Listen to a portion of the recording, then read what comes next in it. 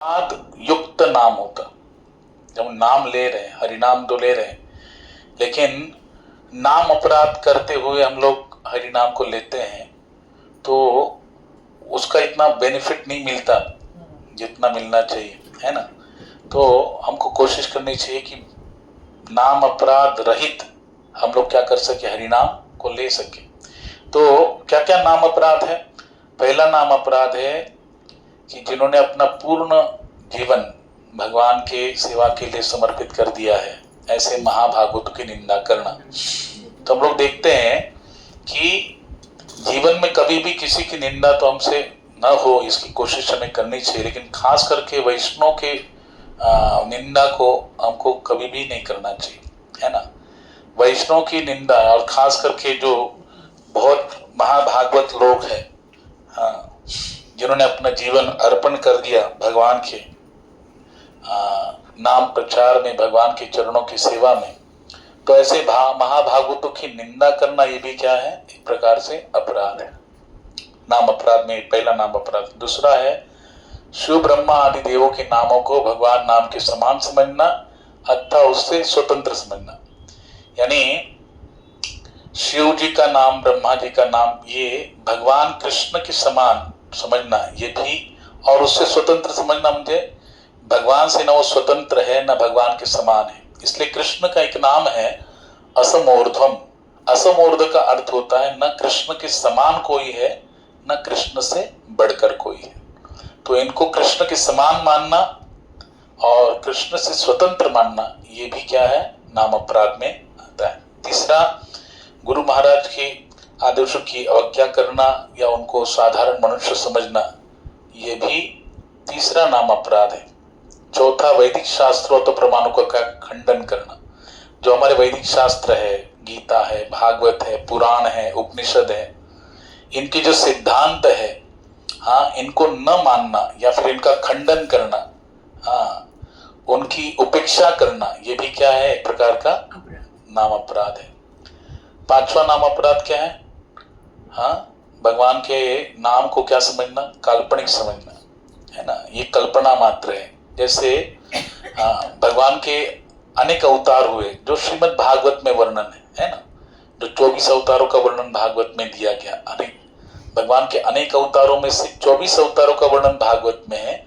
तो उन अवतारों का वर्णन श्रीमद् भागवत जैसे प्रामाणिक ग्रंथ में होने के कारण उसे हम लोग काल्पनिक मान सकते हैं क्या?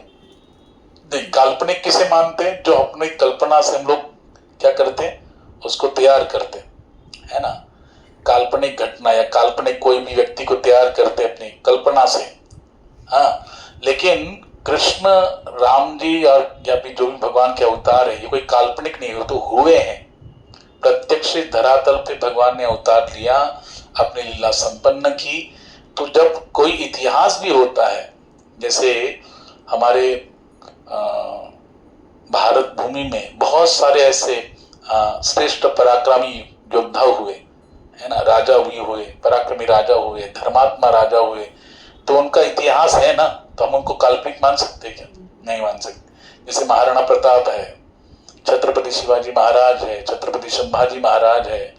तो इस प्रकार के जो लोग हैं, इनका इतिहास है, तो हम उनको काल्पनिक नहीं मान सकते। वैसे प्रभु रामचंद्र, इनका अवतार हुआ, हाँ, अभिजीत मुहूर्त में भगवान ने क्या किया, अवतार लिया रामनवमी के दिन, हाँ, नवमी तिथि, मधुमास पुनीता, हाँ, शुक्ल पक्ष अभिजीत हरि प्रीता, है ना। शुक्ल पक्ष में अभिजीत मुहूर्त में दोपहर 12 बजे नवमी तिथि में भगवान ने क्या किया, अवतार लिए, इस धरातल पे अवतार लिए।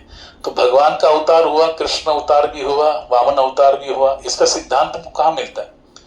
भागवतम में इसके प्रमाण मिलता है। यानी जो प्रमाण के साथ सिद्ध होता है, उसे हम लोग काल्पनिक नहीं मान सकते। यानी जो घटना हो चुकी है, जिसका इतिहास है, प्रत्यक्ष रूप से इस धरातल पे भगवान ने लीला किया, तो उस सिद्धांत को हम लोग या उस घटना को या उस व्यक्ति को हम लोग काल्पनिक मान सकते हैं क्या?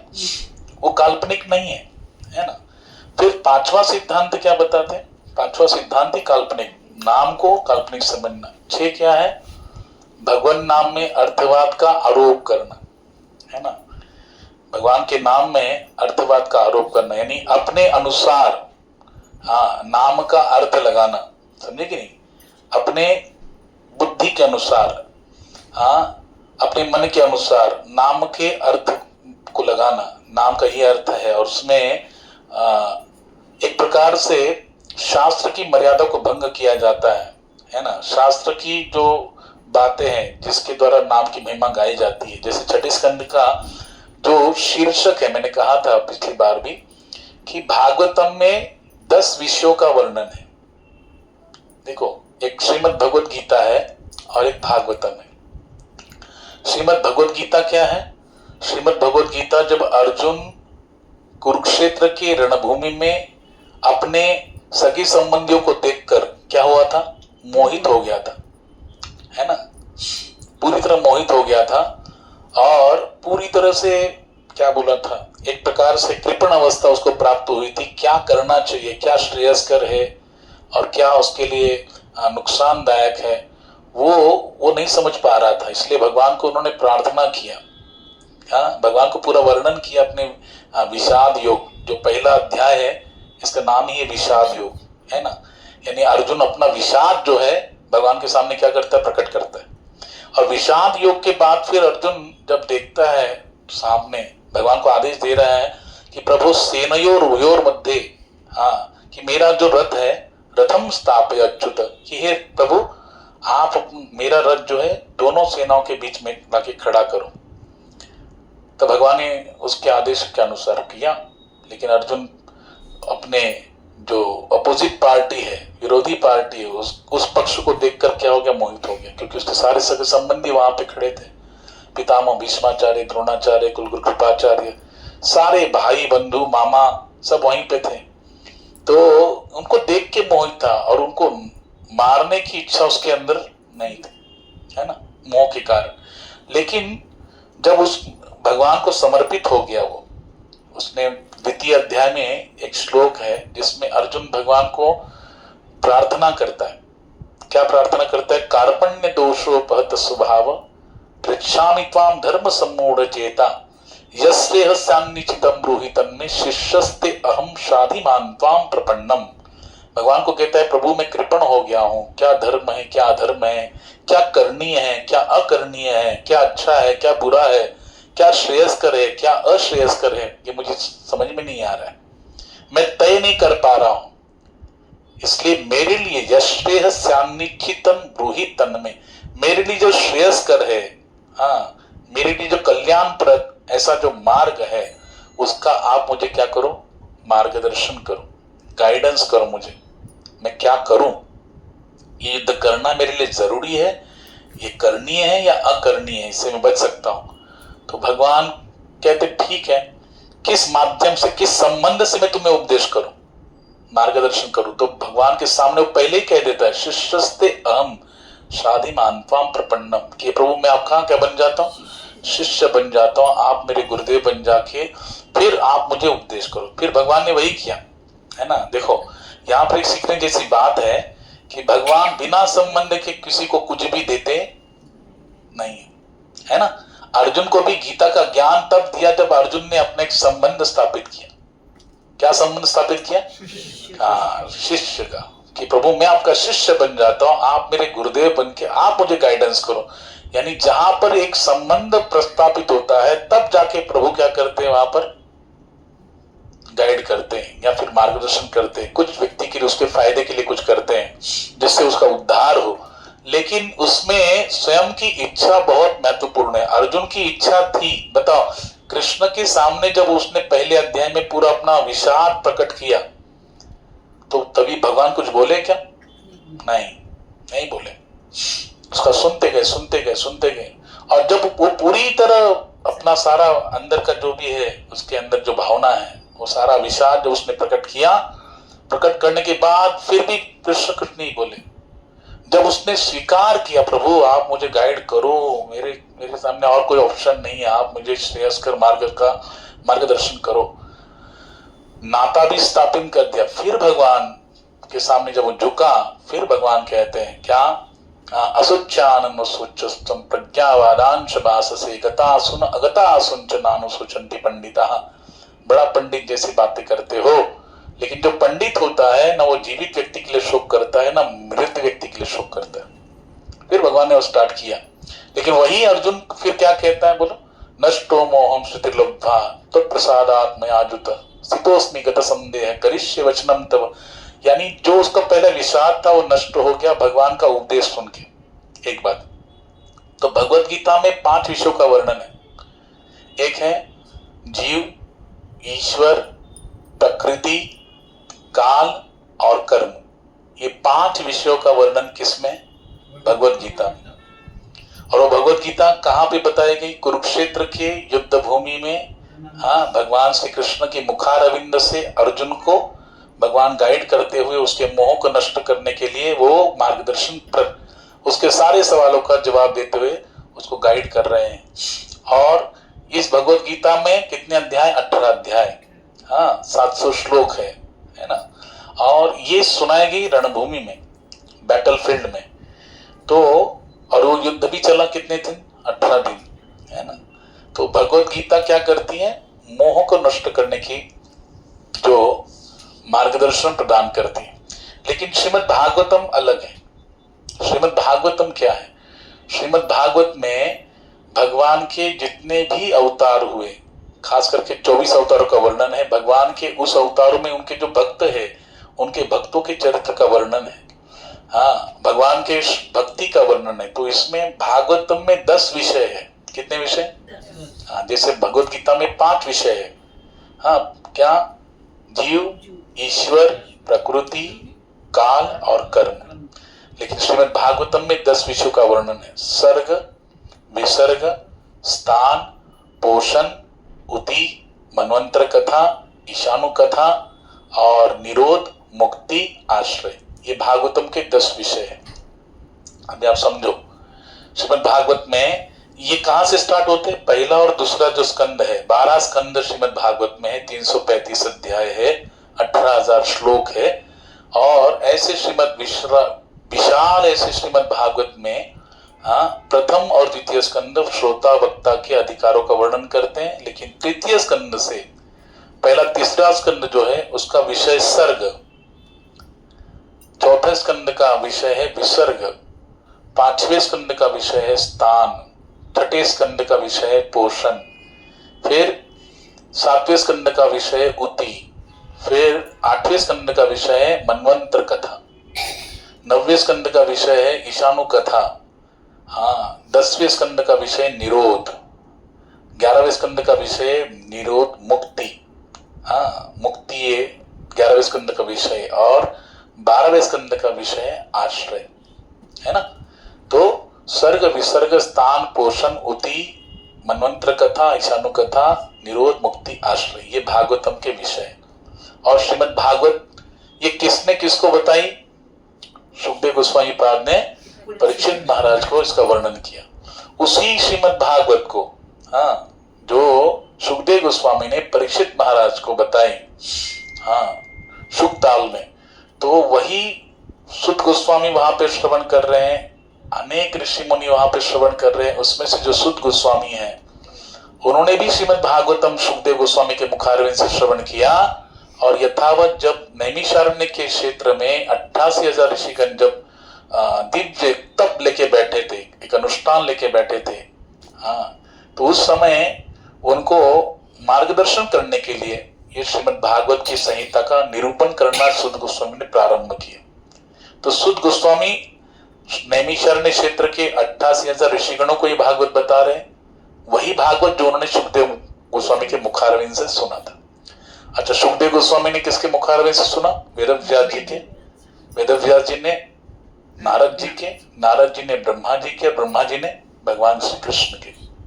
इसलिए आप देखेंगे द्वितीय स्कंद में श्रीमद् भागवत में वर्णन आता है कि ब्रह्मा जी का जब प्राकट्य हुआ, ब्रह्मा जी ने तप किया, तप करने के बाद जो वैदिक ज्ञान भगवान ने दिया वो 4 श्लोकों में दिया। कितने श्लोकों में दिया? उसी कहते चतुश्लोकी भागवत। वही ब्रह्मा जी ने किसको दिया? 4 श्लोक नारद जी को ज्ञान दिया। वही नारद जी ने वेदव्यास जी को 4 श्लोकों में ज्ञान दिया, और वही वेदव्यास जी ने उन 4 श्लोकों को 18,000 श्लोकों में क्या किया, विस्तार किया। जो उन्होंने पहला अधिकारी किसको बनाया, श्रवण का अधिकारी, उनके ही पुत्र सुखदेव गोस्वामी को। फिर सुखदेव गोस्वामी ने जब परीक्षित महाराज को श्राप लगा 7 दिन में तक्षका के दंश करेगा, तब उनके उद्धार के लिए सुखदेव गोस्वामी ने वहां पे वर्णन किया। एक बात परीक्षित महाराज वहां पे कहते हैं कि प्रभु आप इतनी महिमा गा रहे हो श्रीमद् भागवतम की, लेकिन मेरे पास तो 7 ही दिन है। कितने दिन है मेरे पास? 7 दिन है, और 7 दिन के बाद तक्षका के दंश करेगा, मेरा मृत्यु हो जाएगा, तो कैसे मेरा उद्धार हो पाएगा कि नहीं हो पाएगा? तो क्योंकि इतना कम समय मेरे पास है।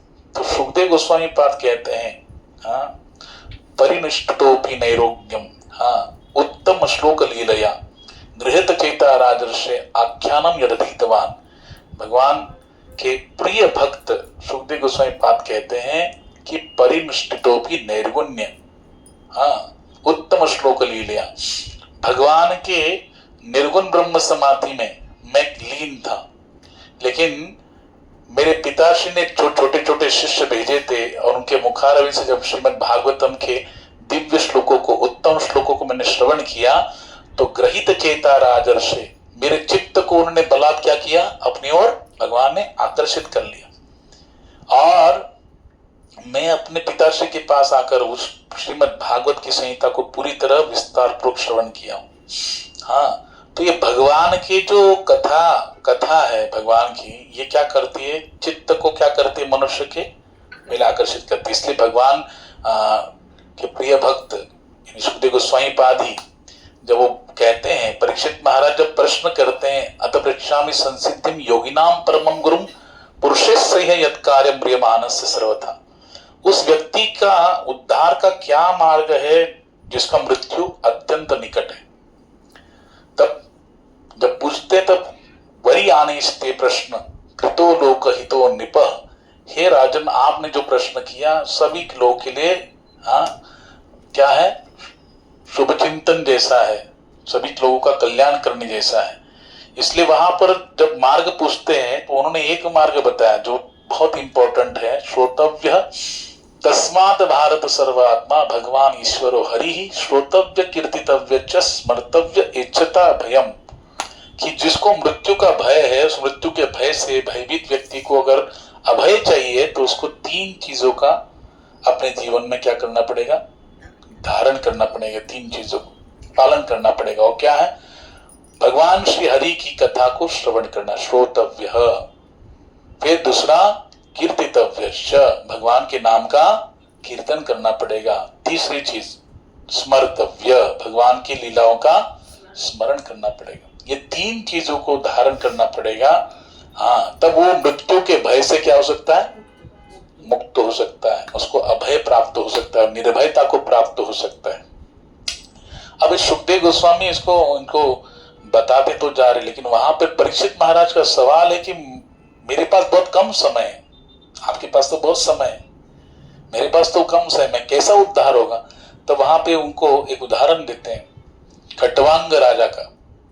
एक राजा था खट्वांग, जो देवता और असुरों के संग्राम में देवताओं का पक्ष लेके असुरों के विरुद्ध लड़ रहे थे। लेकिन फिर जब उनका समय आया विश्राम का, तो उस समय उन्होंने पूछ लिया सवाल, किन्होंने, खट्वांग राजा ने। तो वहां पर देवताओं ने कहा कि आपके पास केवल 2 घड़ी का समय बाकी है। कितनी घड़ी? 2 घड़ी। एक घड़ी होती है 24 मिनट की, 2 घड़ी 48 मिनट की, यानी एक मुहूर्त 48 मिनट्स का एक मुहूर्त होता है। उसी को 2 घड़ी में 2 घड़ी कहते हैं, 2 घड़ी का एक मुहूर्त होता है। हाँ, तो आपके पास 2 घड़ी है, तो तुरंत तो आए, इस पृथ्वी तल पे आए या अयोध्या में आए और सरयू में स्नान करके सरयू के किनारे बैठकर भगवान का चिंतन किया। और उसी अवस्था में उनका क्या हो गया, बोलो, प्रणाम तो हो गया, और सीधा भगवान के धाम को चले। मतलब 2 घड़ी में, केवल 2 घड़ी में उनका क्या हो गया, बोलो, उद्धार हो गया। तो उद्धार के लिए 2 घड़ी भी काफी है, इसने कहा सुखदेव गोस्वामी ने। आपके पास तो 7 दिन है, 2 घड़ी काफी है, आपके पास तो 7 दिन है, तुम क्यों चिंता कर रहे हो? है ना। कोई कोई डॉक्टर के पास जाते हैं हम लोग, तो डॉक्टर क्या करता है, बड़ा मधुरता से बात करता है ना। और सामने रोगी कितना भी बड़ा उसको रोग हो, लेकिन क्या करता है, उत्तम जो डॉक्टर है, निष्णात डॉक्टर क्या करता है, इतनी मधुरता से बोलता है, अरे तुमको कुछ नहीं हुआ है, क्या हुआ है तुमको, क्यों टेंशन ले रहे हो, सब ठीक हो जाएगा। यानी जो हमको ठीक करने वाला है वो भगवान, हम उनको मानते हैं कि नहीं उस समय बीमारी की अवस्था में, और वो जब हमको धैर्य देता है, अरे कुछ नहीं हुआ है, सब ठीक हो जाए, मैं मेरे पे विश्वास नहीं, मेरा विश्वास रखो, भगवान पे विश्वास, सब ठीक हो जाएगा। जब वो कहता है तो अपने को क्या लगता है, बल आता है ना। हाँ, तो ये उत्तम डॉक्टर का लक्षण है। तो वैसे ही सुखदेव गोस्वामी ऐसे डॉक्टर है जो परीक्षित महाराज जैसे जो भक्त है, जिनको मृत्यु का भय है, 7 दिन में तक्षक दंश करेगा तो उद्धार हो पाएगा कि नहीं, तो उस समय केवल कहते हैं बस 2 घड़ी में घटवांग राजा जब उद्धार कर सकते हैं स्वयं का, तुम्हारे पास तो 7 दिन है, बहुत है। इतना कहने के बाद परीक्षित महाराज का क्या हो गया, धैर्य आ गया उनके अंदर, उत्साह आ गया, उनको विश्वास आ गया कि मेरा भी क्या हो सकता है, बोलो उद्धार हो सकता है। तो इस प्रकार से श्रीमद् भागवतम में एक हमको दिखता है कि सुखदेव गोस्वामी एक ऐसे आचार्य है जो किसी भी संसारिक जीव जिसको मृत्यु का भय सता रहा है, जिसको संकट आदि का भय सता रहा है, उसको क्या करते हैं, उस भय से मुक्त कर देते हैं। किसके माध्यम से, भगवान के इस दिव्य चरित्र के माध्यम से, जो यहाँ पर श्रीमद् भागवत में वर्णन है। तो यहाँ पर नाम की महिमा को गाया गया। आप देखेंगे भागवतम का पूरा सार अगर देखेंगे तो क्या है, हरिनाम। क्या है बोलो, हरिनाम। हरिनाम पर ज्यादा जोर है। इसलिए देखो हम लोग जितने भी अभी तक चरित्र श्रवण किए, हाँ, प्रथम स्कंद में भी देखेंगे तो कुंती महारानी क्या करती है, भगवान को स्तुति करती है, नाम भजन करती है, भगवान को विपदा मांग रही है, विपत्ति मांग रही है। वही भीष्म पितामह क्या कर रहे हैं, बोलो, भगवान का नाम भजन ही कर रहे हैं। इतने श्रेष्ठ आचार्य महाभागवत है वो, और वो कितना उनको अंदर सहनशीलता है। जो महाप्रभु चैतन्य ने कहा, तृणादपि सुनिचेन तरोरपि सहिष्णुना, वृक्ष से भी अधिक सहिष्णु होना चाहिए। तो भीष्म पितामह के अंदर कितनी सहनशीलता है, उनके पूरे शरीर में क्या भेद है, बाण लगे, उस बाणों की शैया पे सोए हैं और इतना सहन कर रहे हैं, प्रतीक्षा कर रहे हैं सूर्य उत्तरायण का होने का, और उत्तरायण काल में, और भगवान को भी सामने देख रहे हैं, जो भगवान भी क्या है, उत्तरायण है ना। उत्तरा के घर में प्रवेश किया कि नहीं भगवान ने, वो भी उत्तरायण है। और इसलिए भगवान को दर्शन करते हुए उत्तरायण काल में उन्होंने अपना देह छोड़ा। तो ये कोई साधारण व्यक्ति का ये नहीं है, इच्छा मृत्यु का वरदान है इस व्यक्ति को, इतनी सहनशीलता से। और उसमें भी क्या है, देखो ऐसा नहीं कि उनको कष्ट कुछ है, कष्ट तो है, लेकिन उसका एहसास नहीं, उससे ऊपर उठ गए। तो कहते इति मति रूपकल्पिता वितृष्णा भगवत शाश्वत पुंगवे विभूमि, कहते हैं कि मेरी तृष्णा रहित कन्या कौन है, बुद्धि, उसको मैं आपको समर्पित करता हूं। तो भीष्म पितामह का भी चरित्र देखेंगे तो उसमें हरिनाम, भगवान की भक्ति का क्या विशेषता दिखती है। कुंती महारानी के चरित्र में, परीक्षित महाराज के चरित्र में, सुखदेव जी के चरित्र में, वेदव्यास जी के चरित्र में, देवर्षि नारद जी का भी वहां पर पूर्व जन्म का सिद्धांत आता है। भागवतम के प्रथम स्कंद में वहां पर भी नाम का भजन का महात्म्य बता देता है, भक्ति का महत्व बताया। द्वितीय स्कंद में भी ब्रह्मा जी को वैदिक ज्ञान दिया, किस आधार पर दिया, जब उन्होंने तप किया, समझा ना, जब उन्होंने हजारों वर्ष तप किया तब जाके वैदिक ज्ञान दिया, यानी भगवान को भजन किया तब जाके वो ज्ञान मिला।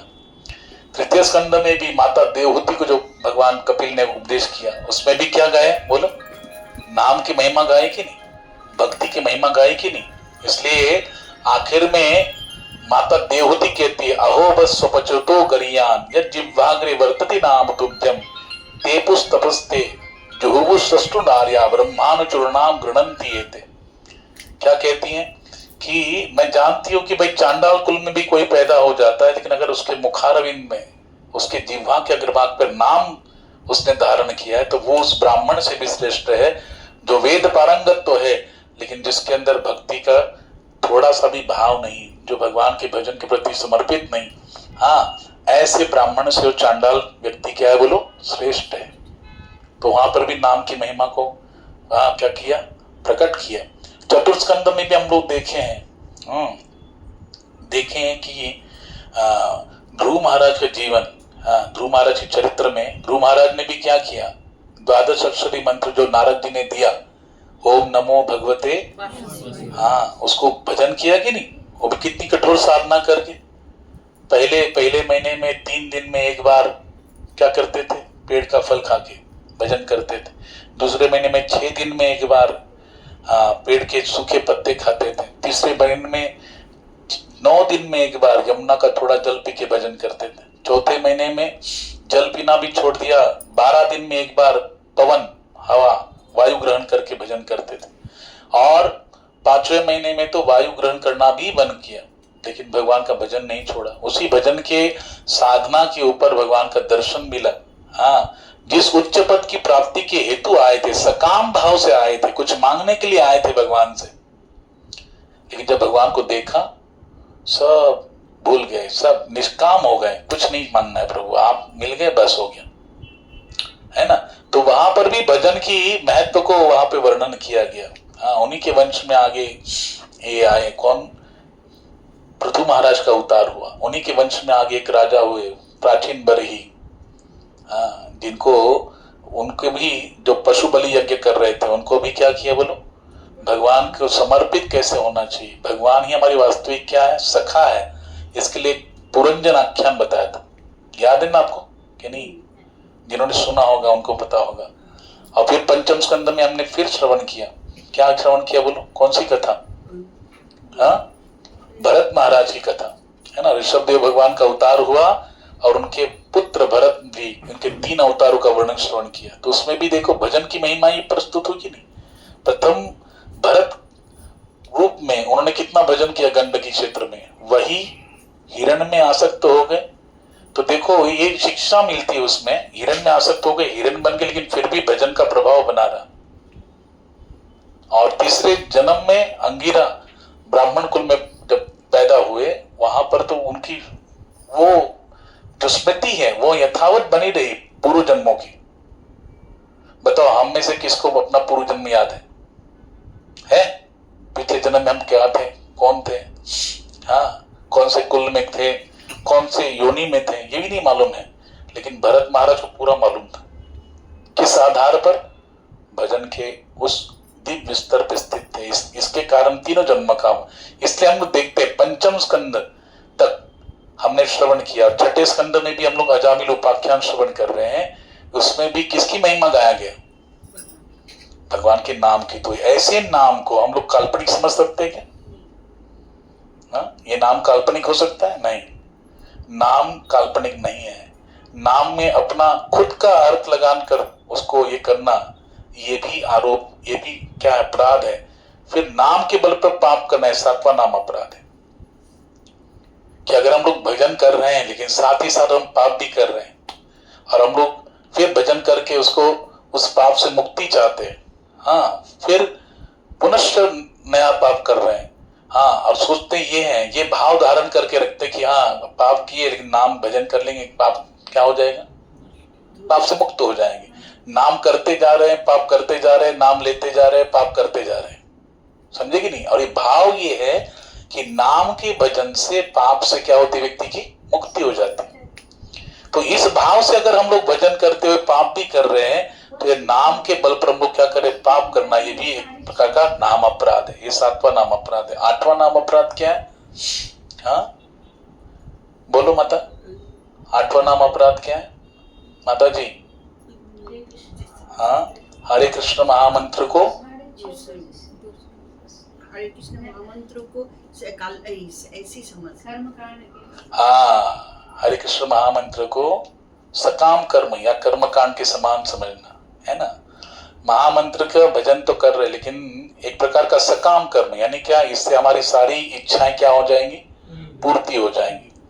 ये भाव धारण करते भजन करना। और दूसरा कर्मकांड, कर्मकांड विधि, यानी हम लोग देखते वेद में 3 प्रकार के विधियों का वर्णन है। एक है ज्ञान कांड, दूसरा है उपासना कांड, और तीसरा है कर्म कांड, है ना। तो कर्मकांड के समान समझ, जैसे पूजा है, यज्ञ आदि है ना, सत्यनारायण की पूजा हो गया, घर में कोई उत्सव हो गया तो कुछ ना कुछ हम लोग संस्कार करते हैं, उत्सव करते हैं, यज्ञ करते हैं, ये सब क्या है, कर्मकांड में आता है। तो कर्मकांड के समान समझना नाम को, या फिर सकाम कर्म समझना, ये भी एक अपराध है। 9वां अपराध है जो अश्रद्धालु व्यक्ति है, जिसके अंदर भगवान के प्रति कुछ श्रद्धा ही नहीं है, ऐसे अश्रद्धालु व्यक्ति को नाम की महिमा का उपदेश करना, ये भी क्या है, अपराध है। ये 9वां नाम अपराध है। और 10वां नाम अपराध है कि इतनी नाम की महिमा सुनने पर भी भौतिक विषयासक्ति बनाए रखना, संसार की जो विषयासक्ति है, हाँ, संसार की वस्तुओं में, लोगों में, प्रॉपर्टी में, जो भी हमारे पास है उसमें आसक्ति यथावत बनाए रखना, हाँ, ये जो इतना नाम की महिमा सुनने पर भी अगर भौतिक आसक्ति बनाए रखते हैं तो वो भी क्या है, नाम अपराध है। और 11वां एक नाम अपराध और एक है कि अटेंटिवली नाम का भजन नहीं करना, एकाग्र चित्त से भगवान के नाम को भजन नहीं करना, ये भी क्या है, एक नाम अपराध है। इसलिए एक महात्मा को मैं श्रवण किया तो बोले कि हम लोग सोचते कि हमारा भजन कैसे होता है, हम लोग मालिका भी देख रहे हैं, सीरियल भी देख रहे हैं और भजन भी कर रहे हैं, है कि नहीं, भजन कर रहे हैं और सीरियल भी देख रहे हैं और सोचते हैं कि बस हमारा भजन हो गया, हाँ, बात भी कर रहे हैं, किसी से फोन आया बात भी कर रहे हैं, जब भी कर रहे हैं, सामने वाले से बात भी कर रहे हैं, भजन भी कर रहे हैं, तो ये भजन में नहीं है, ये भी एक प्रकार का अपराध है। हम लोग उस चीज को भगवान के नाम से ज्यादा क्या मानते, बोलो, इंपॉर्टेंट मानते। किसी से बात करना, ये भगवान के नाम को उच्चारण करने से ज्यादा हम लोग इंपॉर्टेंट मान के उससे बात कर रहे हैं, हाँ, तो ये भी एक अपराध है। हम लोग सामने, हाँ, कुछ भी देखते हैं, सीरियल देख रहे हैं, है ना, और सीरियल को देखते हुए पूरा ध्यान वहां पर है, नाम पर नहीं है, ये भी एक प्रकार का अपराध है, हाँ। और क्या कहते हैं, बोले कि पूरा एकाग्र चित्त से भगवान के नाम को भजन करने की कोशिश करनी चाहिए। कैसे, प्रभुपाद जी बोलते श्रवणम कीर्तनम, भगवान ने क्या कहा, श्रवणम, अभी हमने कहा ना, श्रोतव्य कीर्तितव्यश्च, सुखदेव जी कह रहे हैं श्रवण करो, कीर्तन करो। तुम जो उच्चारण कर हरे कृष्ण कृष्ण कृष्ण हरे हरे, हरे राम राम राम, तो हमको उसको केवल बोलना नहीं चाहिए, उसको सुनने की भी कोशिश करनी चाहिए। जो हम बोल रहे हैं, नाम को उच्चारण कर रहे हैं, उसको सुनने की कोशिश करनी चाहिए। इससे क्या होता है, हाँ, हमारा एकाग्र चित्त से क्या होगा, नाम भजन होगा। तो बताओ, ये जो हम लोग अभी 10-11 नाम अपराध श्रवण किए, ये नाम तो हम लोग ले रहे हैं, लेकिन अपराध करते हुए ले रहे हैं, अपराध से रहित होके ले रहे हैं क्या, हाँ, तो ये शुद्ध नाम नहीं है, अपराध युक्त नाम। दूसरा नाम जो है उसे कहते हैं नाम आभास, जो यहाँ पर हम लोग अभी अजामिल का कथा श्रवण किए। अजामिल की कथा में अजामिल ने अपने पुत्र को उद्देशित करके क्या नाम लिया, नारायण नाम लिया। लेकिन जब उसने देखा विष्णुदूत और यमदूतों का जो संवाद है, जहां पर यमदूत उसे लेने के लिए आए थे, 3 यमदूत, हाँ, एकदम भयंकर रूप जिनका है, जिनको देख के अजामिल डर गया था, और वो 5 लाल के उसके सूक्ष्म शरीर को बाहर निकाल रहे थे, खींच रहे थे। उस समय अजामिल भयभीत होकर अपने पुत्र को पुकारता है नारायण करके। जब पुकारता है, तुरंत नारायण के दूत आते हैं, 4 दूत आते हैं और उनको उन यमदूतों के पास से मुक्त कर देते हैं। और उनका जो संवाद है, हाँ, उसमें यमदूतों के और नारायण के दूतों में संवाद जो हुआ, नाम की महिमा को जब वो सुनता है तो वो सोचता है, देखो, मैंने केवल अपने पुत्र का नाम रखा नारायण, उसको उद्देशित करके नाम ले रहा हूं, तो उतना नाम लेने से, हाँ, यमदूतों के यमपास से मुझे बचाने के लिए साक्षात नारायण के दूत आए, उन्होंने बचा भी लिया मुझको। अगर मैं शुद्ध हृदय से वही भगवान का नाम अगर भजन करूंगा, हाँ, तो क्या होगा, मेरा उद्धार नहीं होगा क्या, निश्चित रूप से होगा। अब उसे पश्चाताप हो रहा है और वो प्रायश्चित करना चाहता है, समझे कि नहीं। पश्चाताप की अग्नि में हमारे सारे पाप क्या हो जाते, जल के भस्म हो जाते हैं। इसलिए हमने जो किए हुए कार्य है उसका पश्चाताप स्वरूप हमको क्या करना चाहिए, प्रायश्चित करना चाहिए। और वो प्रायश्चित उसने लेने के लिए क्या किया कि बोले इसी नाम का आधार लेके मैं क्या करूंगा, प्रायश्चित्त करूंगा, क्योंकि नाम में इतनी शक्ति है, हाँ, जो हमारे सारे पापों को क्या करते हैं, नष्ट कर देते हैं। हाँ, विष्णु पुराण में वर्णन है कि हम लोग एक बार जो श्रद्धा नाम लेंगे तो हमने अपने अनेक अनेक जन्मों में जितने पाप भी नहीं किए होंगे उतना उस नाम को लेने मात्र से क्या हो जाते, वो पाप नष्ट हो जाते हैं। इतना नाम की महिमा है, इतनी नाम की महिमा है। और उसने वो साधना किया, आप ध्यान से सुनो क्यों मैं नामाभास बोल रहा हूं। हाँ, वहां पर उसने फिर उस नाम का साधना किया, साधना करके जब वो सिद्ध हुआ तो वही नारायण के दूत आए और उसको भगवान के धाम को लेके गए। अब यहाँ पर एक शिक्षा मिलती है कि हम लोग सोचेंगे कि बस जैसे उसने एक बार नाम लिया यमपास से बच गया, हम लोग भी बच जाएंगे, लेकिन उस समय हमको नाम याद आएगा ही, कोई जरूरी है क्या? हाँ, दिन भर हम लोग जो कार्य करते हैं वही रात को याद आता है कि नहीं, बोलो? हाँ, दिन भर अगर कोई किसी कार्य में लगा है पूरा, हाँ, तो रात को भी क्या करेगा, उसी के सपने गिरेंगे। हाँ, चिंतन अगर उसका प्रगाढ़ होगा तो वही चिंतन आएगा, रात को भी उसी के सपने आएंगे। तो वैसे जीवन पर्यंत हम जो कार्य करेंगे वही मृत्यु के समय क्या होगा, याद आएगा कि नहीं? भगवान का नाम याद आएगा क्या? नहीं आएगा। तो भगवान के नाम का हमको अभ्यास करना पड़ेगा, तब जाके भगवान का नाम हमको अंत में याद आएगा। तो यहाँ पर देखो, अजामिल ने पहले उद्देशित किया, अपने पुत्र के नाम से भगवान का नाम लिया, लेकिन बाद में उसने हरिद्वार में जाके गंगा किनारे में एक विष्णु मंदिर में आश्रय लेके वहां पे भजन किया, उस नारायण नाम का भजन करके सिद्ध किया, फिर जाके भगवान के दूत आके उसको लेके गए भगवत धाम। यानी जब तक हम लोग हरिनाम को सिद्ध नहीं करेंगे, हाँ, उतना प्योरिटी हमारे अंतःकरण में नहीं आएगी, तब तक भगवत धाम हमको प्राप्त नहीं होगा। इसलिए दूसरा चीज क्या है, एक होता है अपराध युक्त नाम, लेकिन यहां पर जो नाम लिया वो क्या था, अजामिल ने लिया वो क्या था, नाम का आभास, है ना, शुद्ध नाम नहीं है। उसने नाम लिया, नाम पुत्र को उद्देशित करके, लेकिन वो नाम आभास की स्टोरी है। शुद्ध गोस्वामी स्वयं कह रहे हैं भागवत में, ये नाम का, शुद्ध नाम का नहीं, नाम आभास का ये फल है। सोचो, अजामिल जैसे पापी व्यक्ति को, हाँ, लेकिन नाम के बलबूते पे क्या मिला, बोलो, भगवत धाम की प्राप्ति हो गई। ये नाम आभास का ये है।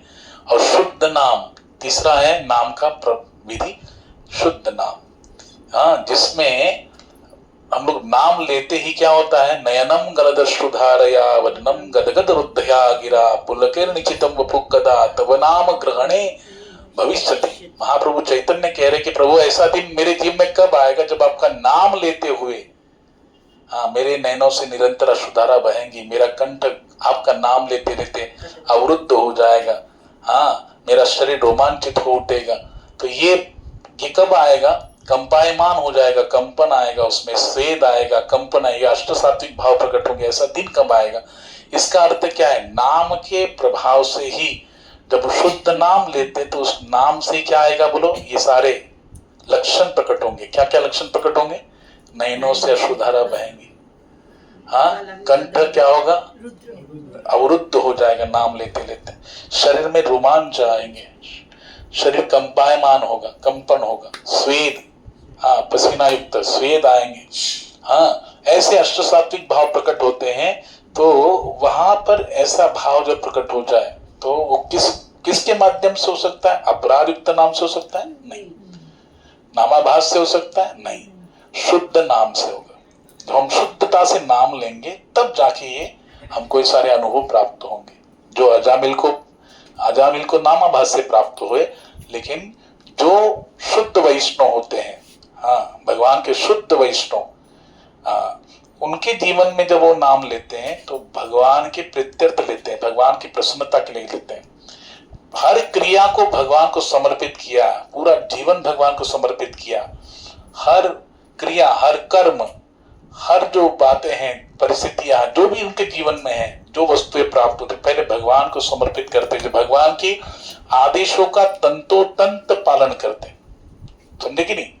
यहां पर एक कहने की बात है, शुद्ध नाम के लिए पहला योग्यता यह है कि वो भगवान के जो प्रामाणिक प्रतिनिधि है, गुरुदेव, हाँ, और गुरुदेव के माध्यम से भगवान के जो आदेश है, इन दोनों के, गुरु और कृष्ण के आदेशों का जो तंतोतंत पालन करते हैं, यथावत पालन करते हैं, और इसके साधना करने मात्र से उनके अंदर धीरे धीरे वो क्या होता है, बोलो, भाव बनता है। जैसे भरत महाराज के हमने चरित्र को श्रवण किया, जिसमें उन्होंने गंडकी क्षेत्र में अपने साधना क्षेत्र को धारण करके फिर वहां पे जब भगवान नाम का भजन किया, तब जाके वो कौन से स्तर पे आए, भाव के स्तर पे आए, है ना।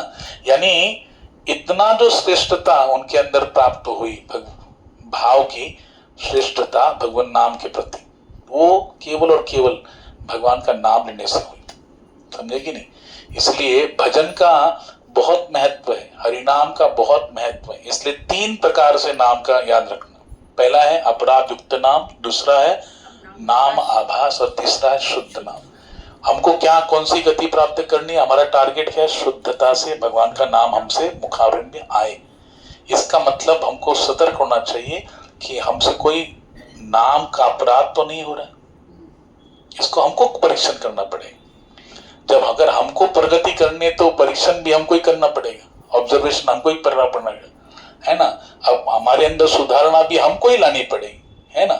हमारा भजन कैसे सुधरे, हमारा क्वालिटी युक्त पूरा अच्छे क्वालिटी से भगवान का भजन हो, अटेंटिवली भगवान का भजन हो, एकाग्रता से भगवान का भजन हो, ये हमको देखना पड़ेगा। बड़े प्रेम से हमको भगवान का नाम लेना पड़ेगा। हाँ, देखो क्या करते हैं, बोलते हैं पूरा ध्यान पूर्वक, प्रेम पूर्वक, रुचि से, हाँ, भगवान का नाम लेना चाहिए। हरे कृष्णा कृष्ण कृष्ण हरे हरे, हरे राम राम राम हरे हरे। एकाग्र चित्त से एक जगह बैठ के भगवान को रूप का ध्यान करते हुए, या हरिनाम का ध्यान करते हुए, जो हम नाम ले रहे हैं, है ना। जब हम आंख बंद करके जो हम नाम ले रहे हैं उसी को देखेंगे। हाँ, हरे कृष्ण कृष्ण कृष्ण हरे हरे, हरे राम राम राम। जब देख के नाम का स्वरूप, जो नाम लिखा हुआ है, उसको अगर देखेंगे, राम के ऊपर ध्यान लगा के जब हरि नाम लेंगे और उसको श्रवण भी करेंगे, कीर्तन तो कर रहे हैं, देख भी रहे, रूप ध्यान भी हो रहा है ना। तीनों भी हो गया कि नहीं, बताओ। एक तो स्मरण हो गया, एक कीर्तन हो गया, और तीसरा श्रवण भी हो गया। जो यहाँ पर सुखदेव गोस्वामी पाद कहे द्वितीय स्कंद में, क्या कहा, तस्मात् भारत सर्वात्मा भगवान ईश्वर हरि श्रोतव्य कीर्तितव्य स्मर्तव्य इच्छताभयम। यानी 3 चीजें करो, श्रवण कीर्तन स्मरण। तो हम लोग जब भगवान के नाम का उस रूप का ध्यान करेंगे, जो हम नाम ले रहे हैं उसका ध्यान भी करना है, उसका उच्चारण भी करना है, कीर्तन भी करना है, लेकिन सबसे मुख्य बात है श्रवण भी करना है जो हम बोल रहे हैं। तो इससे क्या होगा, धीरे धीरे, हाँ, हमारा जो अपराध युक्त नाम है वो क्या होगा, बोलो, दूसरी श्रेणी में आएगा, और नामाभास से फिर शुद्ध नाम की श्रेणी में आएगा। और जब शुद्ध नाम आएगा तो वहां पे कोई भी अपराध हमसे घटित नहीं होगा। इसका हम खास ख्याल रखते हुए उस नाम को लेते हैं, और तब जाके वो क्या करता है, हमारे अंतःकरण को शुद्ध करने की कोशिश करता है। पूरा अंतःकरण शुद्ध हो जाएगा, भगवान की प्रसन्नता उसमें प्राप्त हो जाती, कृपा प्राप्त हो जाती है, उन्हीं की कृपा से हम भगवत धाम को प्राप्त हो सकते हैं। ये नाम का महत्व है, हरिनाम का महत्व है। तो यहाँ पर श्रीमद् भागवत में यहाँ पे बहुत सुंदर प्रकार से बताया गया, आप लोग ध्यान से सुनो, बहुत ही विस्तार है और बहुत महत्वपूर्ण है। इसलिए यहाँ पर बहुत सारे पुराणों का यहाँ पर प्रमाण देते हुए श्रीमद् भागवत में नाम की महिमा को गाया गया। एक व्यक्ति जब सब नामों का उच्चारण करे, इस अभिप्राय से नहीं, क्योंकि भगवान के नाम अनंत है, भगवान के अनेक नाम है क्या, अनंत नाम है, और सब नामों का उच्चारण संभव है क्या, बोलो, नहीं, संभव नहीं है। तो तात्पर्य क्या है कि भगवान के एक नाम का उच्चारण करने मात्र से सब पापों की निवृत्ति हो जाती है। इसलिए हमको बहुत सारे नाम है। भगवान ने कहा, चैतन्य महाप्रभु कहते हैं, नाम नाम कार्य बहुधानि ज सर्व शक्ति स्तत्रार्पितानि अमित स्मरणेन कालः एतादृशी तव कृपा भगवन् ममापि दुर्दैवमीदृशमिहा जनिनानुरागः। कहते हैं भगवान के अनेकानेक अनंत नाम हैं। श्री कृष्ण गोविंद जैसे अपने सैकड़ों लाखों नाम हैं। आपने अपने नामों में अपनी सारी दिव्य शक्तियां अर्पित कर दिए हैं और इन नाम का उच्चारण करने के लिए कोई निश्चित समय, कोई काल की कोई बंधन नहीं है, कभी भी हम लोग नाम ले सकते हैं। और इतना आपने उसमें दिव्यता भर दी है, उस नाम का उच्चारण करने मात्र से सब कुछ हमको प्राप्त हो सकता है। वो आसान भी है, कोई ज्यादा कठिन भी नहीं है, लेकिन इतना होने के बाद भी, इतना सुलभ होने के बाद भी, फिर भी हम लोग उस नाम में मेरा तनिक भी अनुराग उत्पन्न नहीं हो पाता। ये दुर्दैव है। क्या है? दुर्भाग्य। ये हमारा दुर्भाग्य है। दुर्दैव मीदृशमि अनुराग। तो यहाँ पे कह रहे हैं बहुत सारे नाम हैं, लेकिन एक को पकड़ना पड़ेगा, किसी एक को पकड़ना पड़ेगा। तो किसको पकड़ेंगे हम लोग? किसको पकड़ेंगे? जो हमारे आचार्य कहेंगे, है ना, जो हमारे आचार्य ने कहा। और स्वयं श्री चैतन्य महाप्रभु क्या है? पंच तत्वात्मकम कृष्णम भक्त रूप स्वरूपकम भक्तावतारम भक्ताख्यम नमामि भक्त शक्तिकम। ठाकुर जी स्वयं भक्त रूप धारण करके आए। अपनी आचार्य शिखाओं में सवारे कि मैं अपने आचरण से सबको क्या करूंगा, कैसे भक्ति करना चाहिए सिखाऊंगा। भगवान स्वयं भक्त रूप धारण करके आए चैतन्य महाप्रभु के रूप में, और उन्होंने भक्ति करके दिखाया कि नहीं दिखाया? और किस नाम का आश्रय उन्होंने दिया? बोलो। हरे कृष्ण कृष्ण कृष्ण हरे हरे, हरे राम राम राम हरे हरे। इति षोडशकम नाम नाम कलि कल्मष नाशनम ना तो परतर पायु सर्ववेदेषु दश्यते। कलि संकरण उपनिषद में ब्रह्मा जी को जब नारद जी पूछते हैं कि कलि युग के जीवों का उद्धार करने के लिए कौन सा भगवान का नाम या साधन श्रेष्ठ है, तब वहां पे ब्रह्मा जी कहते हैं हरे कृष्ण कृष्ण कृष्ण हरे हरे, हरे राम राम राम हरे हरे। इति षोडशकम नाम नाम कलि कल्मष नाशनम।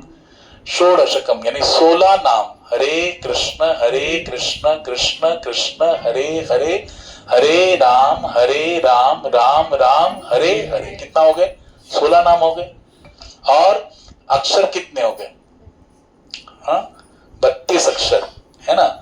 हरे कृष्ण कृष्ण कृष्ण हरे हरे, हरे राम राम राम हरे, है ना। इति षोडशकम नाम नाम कलि कल्मष। ये 16 नाम वाला जो महामंत्र है, ये कौन कह रहे हैं? जो आत्मयोनिर, जिनको भगवान कहते हैं आत्मयोनिर, जो भगवान के नाभि से प्रकट, कमल के ऊपर जिनका प्राकट्य हुआ, ब्रह्मा जी, जिनको सृष्टि में प्रकट भगवान ने पहला किसको किया? ब्रह्मा जी को। वो ब्रह्मा जी कह रहे हैं अपने पुत्र देवर्षि नारद को। नारद जी भगवान के जो अवतार माने जाते हैं, मन के अवतार माने जाते हैं, लेकिन वही नारद जी देखो किसके द्वारा प्रकट है? भगवान के जो प्रिय आत्म योनिर ब्रह्मदेव है, ब्रह्मा जी के मानस पुत्र कहे जाते हैं नारद जी। मरीचि, अत्रिया, अंगिरा, पुलस्त्य, क्रतु, भृगु, वशिष्ठ, दक्ष और नारद। तो नारद जी ये ब्रह्मा जी के पुत्र के रूप में आते।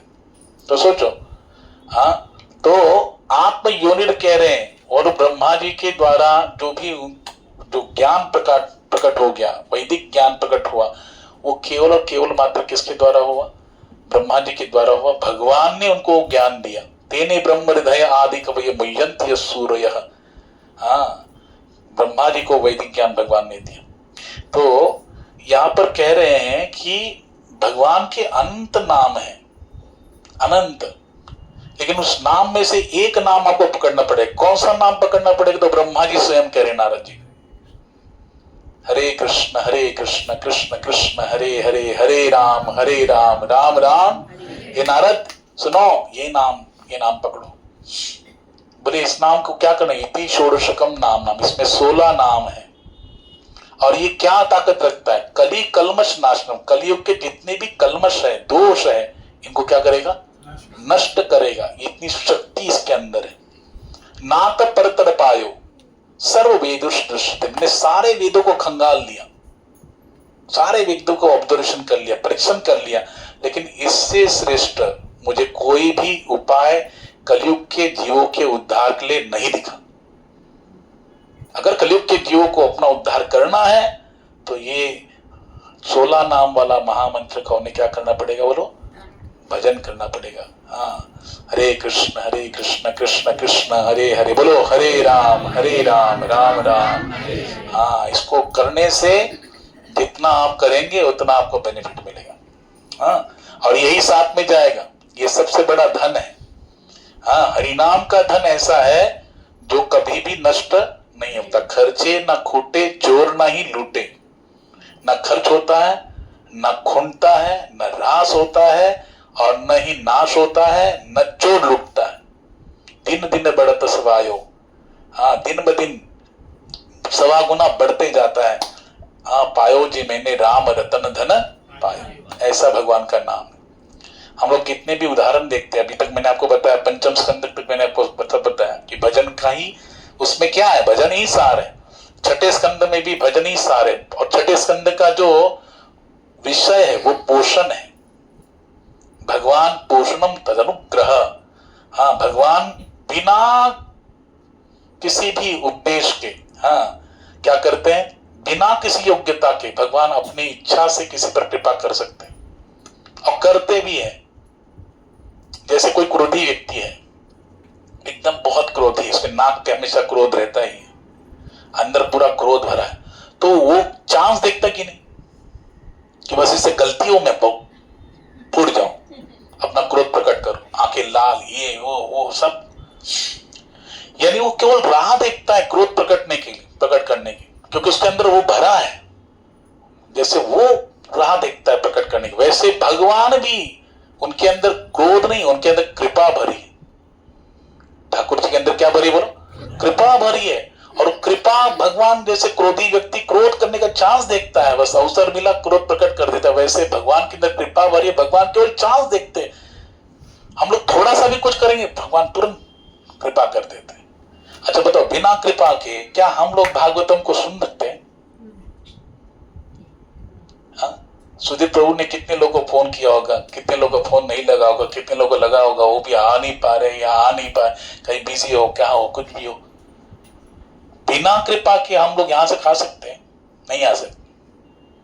मैं आपको गारंटी, आप अपने घर से निकलते ना, जब आप, मैंने कह रहा हूं, भागवत कह रहे, वेदव्यास जी कह रहे, श्रीमद् भागवतम के प्रथम स्कंद में कह रहे, धर्म प्रोजित कई तव अत्र परमो निर्मत्सरा नाम सताम वैद्यम वास्तव मत्र वस्तु शिवदम तापत्रयोन्मूलनम श्रीमद् भागवते महामुनि कृते किं वा परेरीश्वर सद्योरित्यवरुध्यते कृतभि शुश्रूषभितर्षणात्।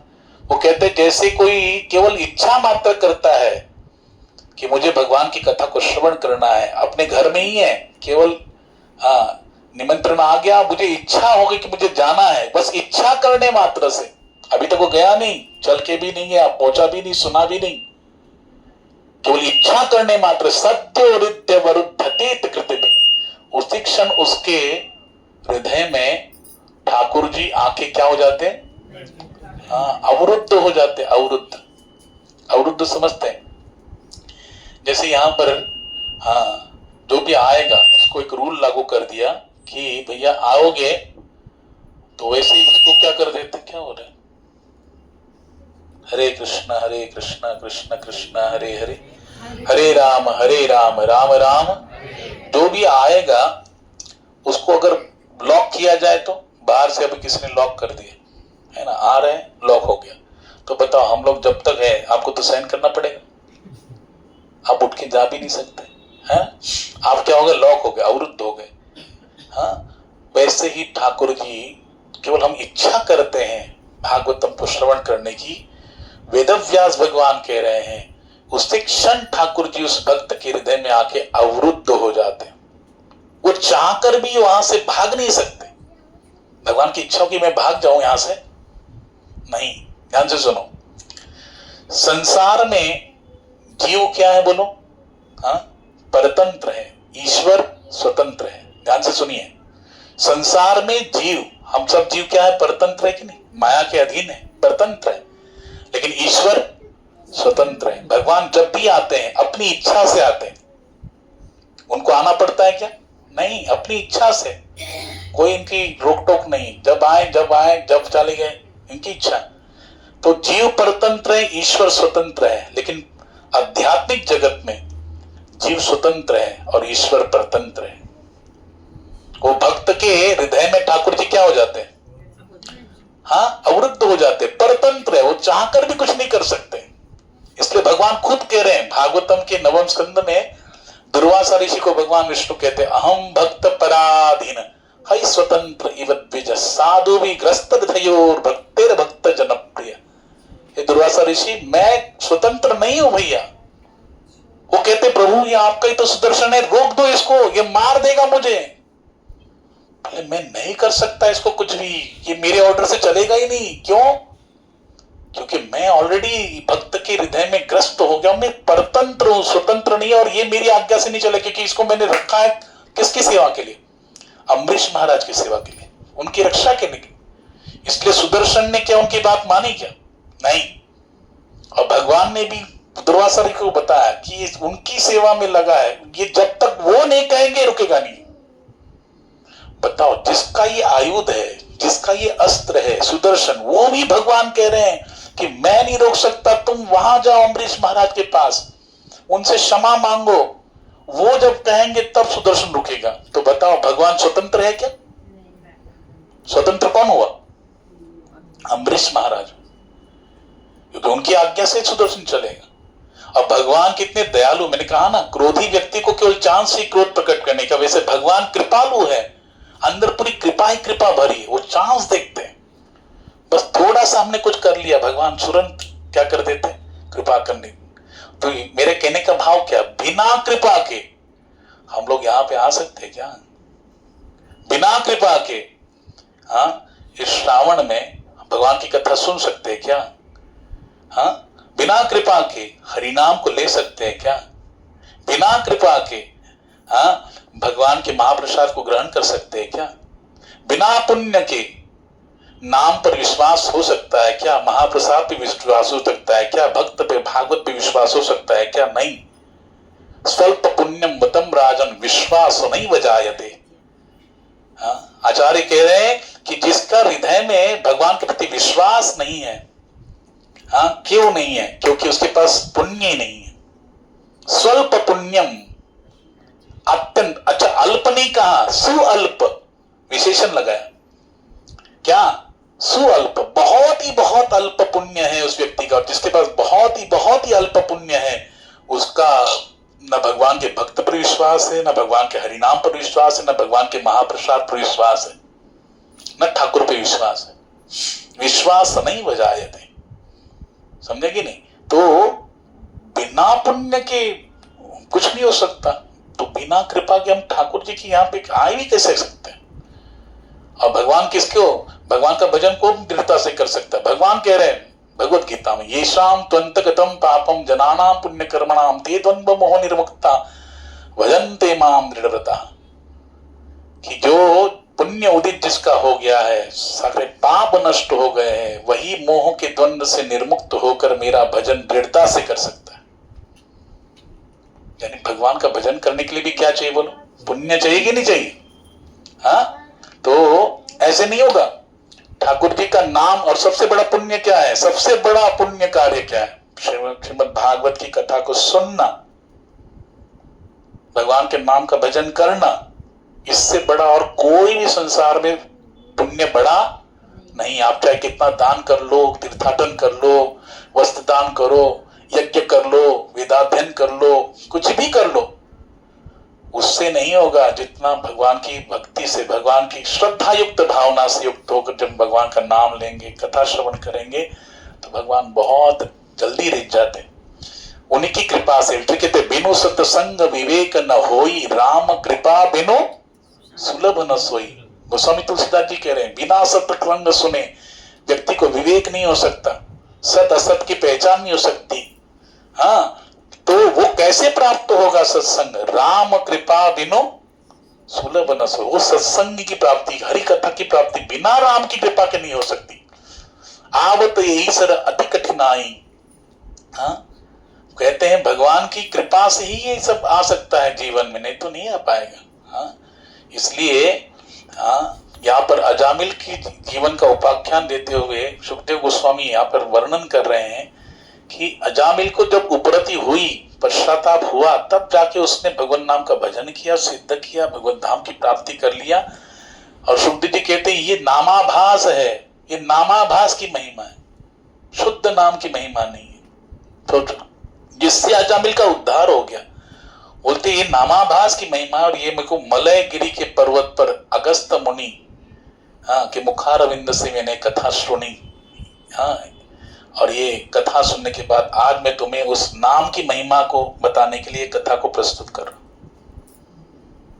अच्छा, इसके बाद क्या हुआ? ये तो अजामिल का यहाँ पर उद्धार हो गया, लेकिन वहां पे यमराज की जो दूत है वो यमराज जी के पास गए और जो कालदंड है भगवान के सामने, यमराज जी के सामने, धर्मराज के सामने डाल दिया। डालने के बाद धर्मराज को बोलते कि प्रभु हम लोग तो गए थे, किसको लेने के लिए? अजामिल को लेने के लिए गए थे, लेकिन अजामिल को लेने के गए, उसने केवल नारायण नाम लिया और 4 एकदम दिव्य महापुरुष वहां प्रकट हो गए और हमको पीट के भगा दिया। बोले अच्छा, तो ये नाम जो है, हाँ, ये नाम का क्या महिमा है, आप हमको बताओ। हम तो जानते थे केवल आप ही हमारे क्या स्वामी हैं और आप ही सर्वस्व है। ध्यान से सुनिए, भागवत में वर्णन किया यमदूतों ने कि यमराज जी से कहे कि अरे हमको तो लगता था आज तक कभी आपको छोड़ के इस संसार में और कोई श्रेष्ठ स्वामी नहीं है, आप ही सर्वश्रेष्ठ है। वहां धर्मराज कहते नहीं नहीं नहीं, ये गलती मत करो, मेरे से भी श्रेष्ठ है। हाँ, भगवान मेरे से भी क्या बोलो श्रेष्ठ है। और बोले जिन भगवान की श्रेष्ठता में वर्णन कर रहा उन्हीं भगवान का यह नाम कैसे काल्पनिक हो सकता है? तो वहां पर यमराज के दूत कहते प्रभु इसकी महिमा को बताओ। तो वो कहते कहूं कहां लगी नाम बढ़ाई, नाम न सके राम न सके नाम गुण गाई। जब भगवान स्वयं अपनी नाम की महिमा को नहीं गा सकते तो मैं क्या गाऊंगा उसको?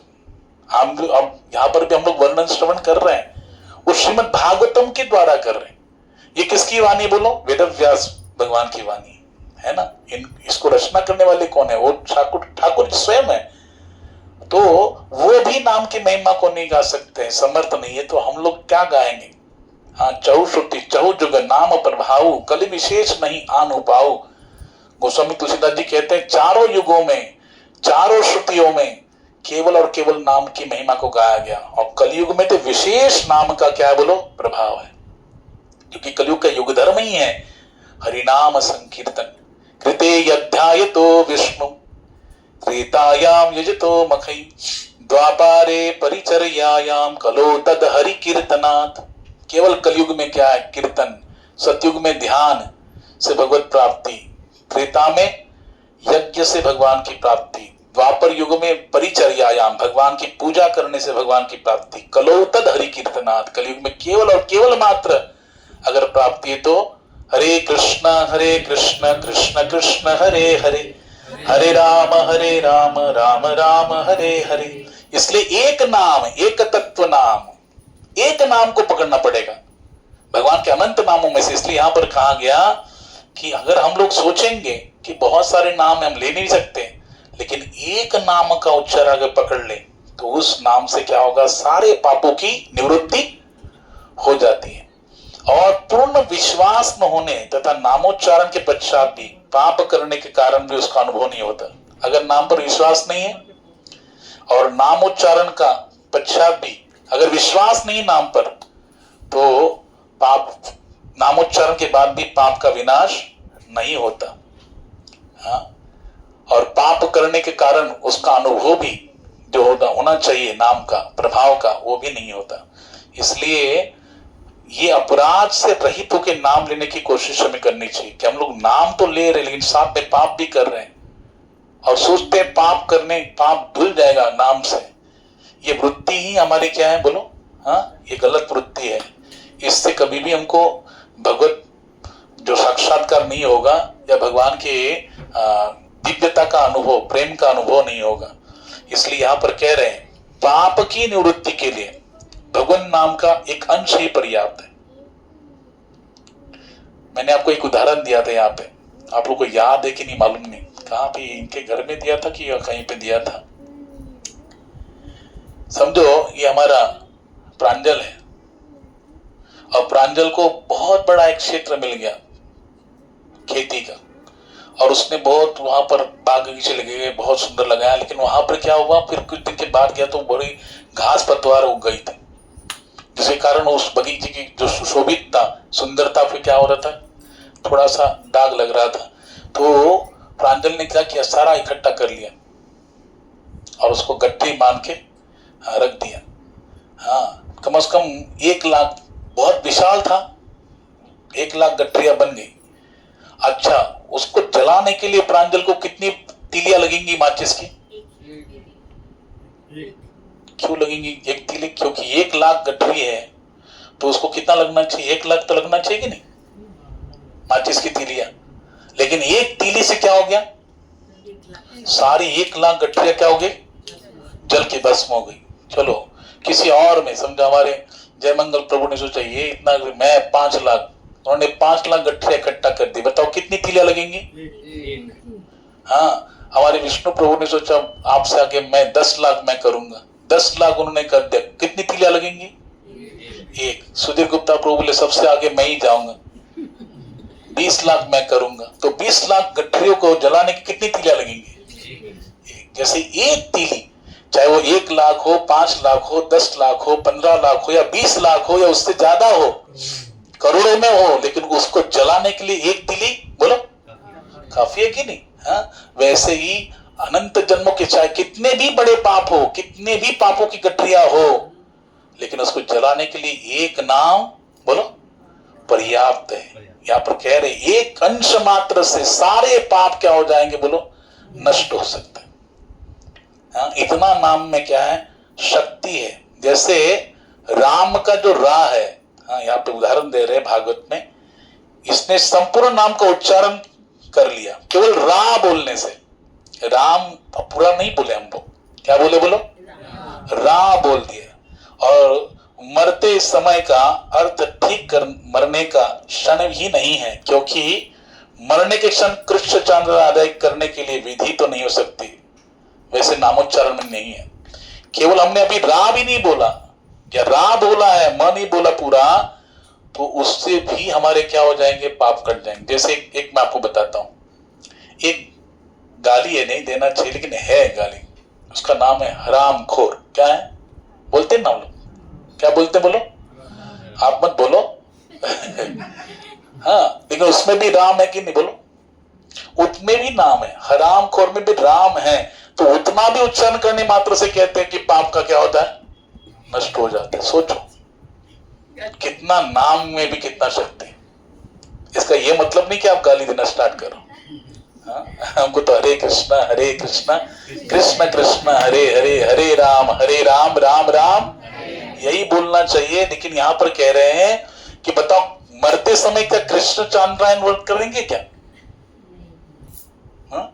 मरते समय क्या काम आएगा? भगवान का नाम। देखो मैंने आपको बताया था पिछली बार, ये कृष्ण चांद्रायण व्रत क्या है कि समझो अभी प्रतिपदा है, पहला दिन है, पहले दिन 1 ही कवल खाना है अन्न का, द्वितीया को 2 कवल खाना है, तृतीया को 3 कवल, चतुर्थी को 4, पंचमी को 5, षष्ठी को 6, सप्तमी को 7, अष्टमी को 8, नवमी को 9, दशमी को 10, एकादशी को 11, द्वादशी को 12, त्रयोदशी को 13, चतुर्दशी को 14 और पूर्णिमा समझो तो क्या है 15 कवल खा लिए। लेकिन फिर प्रतिपदा आएगी ना पूर्णिमा के बाद, फिर क्या करना है, 1-1 कवल कम करना है।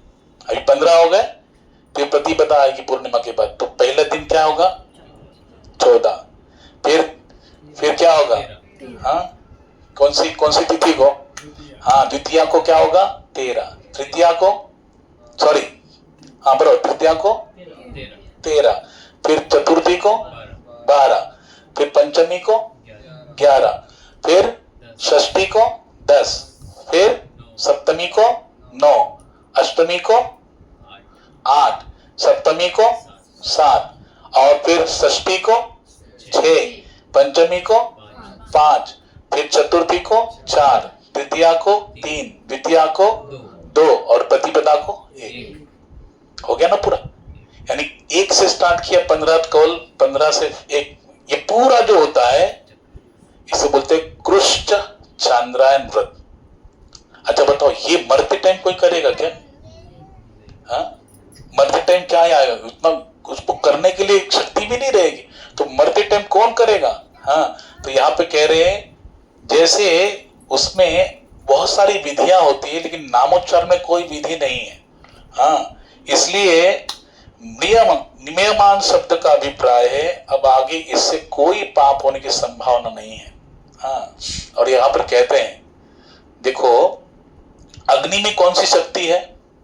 दाग शक्ति। यहाँ पे पहले वस्तु की स्वाभाविक शक्ति इस बात की प्रतीक्षा नहीं करती कि वो मुझ पर श्रद्धा रखता है या नहीं। जैसे अग्नि में कौन सी शक्ति? दाग शक्ति। आप लोग सोचेंगे अरे अग्नि है, हाँ बच्चे को तो छोड़ देगी, और ये लाली ने हाथ डाल दिया तो छोड़ेगी क्या उसको? अग्नि में दाहक शक्ति, चाहे वो जान के डालो या अनजान डालो, लेकिन वो क्या करेगी? वो शक्ति जलाएगी। वो नहीं सोचेगी कि इस व्यक्ति को बच्ची को ज्ञान है या नहीं मेरी शक्ति का। हाँ, वो परवाह नहीं करती। हाँ, इसलिए जो अमृत में कौन सी शक्ति है? अमृतत्व की। जो अमृत पान करेगा अमृत को पान प्राप्त होगा। विष में कौन सी शक्ति है? मारक शक्ति। कोई जान के करे या अनजाने में खाए वो क्या करेगा? मरेगा जरूर। वैसे ही नाम में है तारक शक्ति। चाहे नाम जान के लो या अनजाने में लो, कैसा भी लो, सांकेत्यम पारिहास्यम वा स्तोभम हेलनमेव वा वैकुंठ नाम ग्रहणम शेषाग हरम विदुः। सुखदेव महाराज कह रहे हैं कि संकेत रूप से परिहास करते हुए, मनोरंजन पर किसी की अवहेलना करते हुए नाम ले लो। हरे कृष्ण कृष्ण कृष्ण हरे हरे, हरे राम राम राम। अगर भगवान का ये वैकुंठ का प्रिय नाम अगर कोई ले ले अपने मुखारविंद से, शेष अग हरम विदु, उसके सारे जो पाप है वो क्या हो जाते हैं? नष्ट हो जाते हैं। इतना नाम का प्रभाव है। इसलिए यहाँ पर कह रहे हैं हाँ, हरिहरति पापानि दुष्चित्तेरपि स्मृतः अनिच्छयापि संपुष्टो धत्तेव ही पावकः। कि दुष्चित्त मनुष्य के द्वारा भी स्मरण किए जाने पर, जिसका चित्त कैसा है? दुष्ट प्रवृत्ति का, ऐसे व्यक्ति के द्वारा भी भगवान नाम का स्मरण किए जाने पर भगवान श्री हरि उसके सारे पापों को क्या कर लेते हैं? हर लेते हैं। सारे पाप उसके हर लेते हैं। और अनजाने में या अनिच्छा से स्पर्श करने पर भी जैसे अग्नि जलाती है, वैसे ही नाम को लेने मात्र से, अनिच्छा से भी नाम लेने थे उसके सारे पाप जलकर भस्म हो जाते हैं। भगवान के नाम का उच्चारण केवल पाप को निवृत्त करता है। हाँ, इसका और कोई फल नहीं। ये धारणा ही भ्रमपूर्ण है। हाँ, क्योंकि शास्त्र में कहा गया, कोई ऐसा सोचेगा ना कि केवल क्या करता है भगवान नाम लेंगे पाप ही नष्ट होगा, नहीं, ये धारणा ही भ्रमपूर्ण है। यहां बता रहे हैं भागवत में, सकृद उच्चारितम येन हरिरित्य अक्षर द्वयम बद्ध परिकरस्तेन मोक्षाय गमनम प्रति। जिसने हरि, ये दो नाम है कि नहीं? दो अक्षर है, ह और रि। ये हरि, ये दो अक्षर एक बार भी उच्चारण कर लिए, बोलो हरि। हाँ, है ना? एक बार भी अगर हरि, ये दो अक्षर भी किसी ने एक बार भी उच्चारण कर लिए तो उसमें मोक्ष प्राप्त करने के लिए क्या कर लिया? परिकर मान लिया, यानी फेंट कस ली कि भगवान उसे क्या प्राप्त होगा? मोक्ष प्राप्त होने की फेंट कस ली केवल एक बार ये दो अक्षर उच्चारण करने मात्र से, हरि। हाँ, तो इस वचन से सिद्ध होता है क्या? कि भगवान नाम मोक्ष का भी साधन है ना? मोक्ष भी प्रदान करने वाला कौन है? हरि का नाम है। हाँ, मोक्ष के साथ साथ ये चार चीजें देता है, धर्म अर्थ काम का भी साधन। चार पुरुषार्थ है ना, धर्म अर्थ काम और मोक्ष। तो धर्म अर्थ काम और मोक्ष, ये चारों पुरुषार्थ की सिद्धि कौन करता है? हरिनाम करता है। क्यों? क्योंकि ऐसे अनेक प्रमाण मिलते हैं जिनमें त्रिवर्ग सिद्ध का भी नाम ही कारण बतलाया गया है। यानी ये तीनों भी सिद्ध होने वाले। कौन सा? हाँ, धर्म अर्थ और काम। ये किससे सिद्ध होते हैं? नाम से। मोक्ष तो होता ही है लेकिन ये तीनों भी सिद्ध हो जाते हैं। यानी हरिनाम लेने से आपकी सांसारिक इच्छाएं भी कंप्लीट होती है और पारलौकिक इच्छाएं भी कंप्लीट होती है। यह लोग भी सुखी और परलोक भी सुखी। यह नाम की शक्ति है, ये नाम की शक्ति है। हमको इसका अनुभव नहीं होता। क्यों नहीं होता? क्योंकि विश्वास नहीं, क्योंकि श्रद्धा नहीं। लेकिन ये बनेगी कैसे? तो अनुभव आएगा कैसे? जैसे पीलिया का रोगी है, उस पीलिया के रोगी की दवा क्या है बोलो? हाँ, मिश्री। लेकिन वो मिश्री जो है उसको कड़वी लगती है। अगर वो सोचा कि कड़वी लग रही, खाना छोड़ देगा, तो क्या उसका रोग ठीक होगा? उसको खाना पड़ेगा। जब वो मिश्री खाते जाएगा तो धीरे धीरे वो कड़वी मिश्री भी क्या हो जाएगी? मीठी हो जाएगी, उसका रोग भी ठीक हो जाएगी। यानी मिश्री उसकी क्या है? रोग की सच्ची दवा है, जो उससे मीठी होने के बाद भी कड़वी लग रही है, लेकिन जब खाते रहेगा तो वही उसका स्वरूप जो मीठा है वो उसको प्राप्त हो जाएगा, अनुभव हो जाएगा। वैसे नाम तो क्या है? हमारे महाराष्ट्र के संत नामदेव जी कहते हैं, अमृताहुनी गोड नाम तुझे देवा, नाम तुझे देवा, अमृताहुनी गोड नाम तुझे देवा, नाम तुझे देवा, मन माझे केशवा, मन माझे केशवा, काबान घे, काबान घे, अमृताहुनी गोड नाम तुझे देवा, नाम तुझे देवा। को कहते हैं अमृत से भी मीठा है प्रभु। हे कृष्ण, हे विठ्ठलनाथ, अमृत से भी मीठा क्या है प्रभु? आपका हरिनाम है। सोचो, जो अमृत से भी मीठा हो, हाँ, उस नाम का कितनी दिव्यता होगी, कितना प्रभाव होगा। हाँ, इसलिए हमको लगता है मिश्री जो है पीलिया के रोग को ठीक करती है, मीठी होने के बाद भी कड़ी लगती, खाते खाते मीठी का अनुभव होगा। वैसे अमृत से भी मीठा हरि नाम है, लेकिन पहले पाप के कारण क्या लगेगा? कड़वा लगेगा। वो तो आएगा ही नहीं, है ना। जब रत्नाकर को बताया गया, नारद जी बोलो राम, वो बोलते मारा, बोलो राम, मारा, बोले उल्टा नाम जब, कोई बात नहीं, मरा मरा ही बोलो। लेकिन मरा मरा, सोचो, भगवान का सीधा नाम भी राम राम नहीं लिया, केवल मरा मरा मरा करते रहे, फिर भी उनका क्या हो गया? उल्टा नाम जपत जग जाना, वाल्मीकि भय ब्रह्म समाना। इतना बड़ा इनका अधिकार हो गया, भगवान का नाम उल्टा जपते जपते जपते जपते जपते इतना बड़ा अधिकार प्राप्त किए महर्षि वाल्मीकि। हाँ, जो रत्नाकर क्या हो गया? महर्षि वाल्मीकि हो गए। प्रभु का अवतार होने से पहले रामचरित्र को लिख दिया, और जैसे वर्णन हुआ वैसे भगवान ने लीला भी संपन्न की। सोचो, इतना बड़ा अधिकार किससे हुआ? नाम से। हाँ, इसलिए यहां पर कह रहे हैं कि उस कड़वे दवा को, पहले उनको कड़वा लग रहा था, लेकिन वही नाम लेते लेते लेते इतना बड़ा अधिकार हो गया। हाँ, इसलिए नाम में बहुत शक्ति, सब कुछ प्राप्त कर देने की शक्ति है। इसलिए आप बहुत सुंदर बता रहे हैं, न गंगा न गमा, न गंगा न गया सेतुर काशीर न च पुष्करम, जिह्वाग्रे वर्तते यस्य हरिनित्य अक्षर द्वयम। जिसकी जिह्वा के नोक पर हरि ये दो अक्षर बसते हैं, उसे गंगा, ध्यान से सुनो, उसे गंगा, गया, सेतुबंध, काशी, पुष्कर की कोई आवश्यकता नहीं। आपको गंगा जाने की आवश्यकता नहीं, यमुना स्नान की आवश्यकता नहीं, काशी जाने की आवश्यकता नहीं। अभी मैया गई थी, हाँ, जाने की आवश्यकता नहीं। ये कह रहे हैं, कौन कह रहे हैं? मैं नहीं कह रहा हूं, भागवत कह रहे। कहीं जाने की आवश्यकता नहीं, अर्थात उनकी यात्रा, स्नान आदि का फल भगवान नाम से ही मिल जाता है। हरे कृष्णा कृष्ण कृष्ण हरे हरे, हरे राम राम राम। इन सारे तीर्थों के स्नान का फल केवल हरि नाम लेने से मिल जाता है। फिर कह रहे ऋग्वेद यजुर्वेद सामवेदो अथर्वणः, हाँ, अभीतास्तेन येनोक्तम हरिनित्याक्षर द्वयम। जिसने हरि इन दो अक्षरों का उच्चारण कर लिया, उसने ऋग्वेद, यजुर्वेद, अथर्ववेद, सामवेद इनका अध्ययन कर लिया। केवल हम लोग बोलेंगे हरे कृष्ण कृष्ण कृष्ण हरे हरे, हरे राम राम राम। तो यहां पर भागवत कह रहे कि उसने चारों वेदों का अध्ययन कर लिया, उसको अलग से कोई वेद अध्ययन करने की आवश्यकता नहीं रही।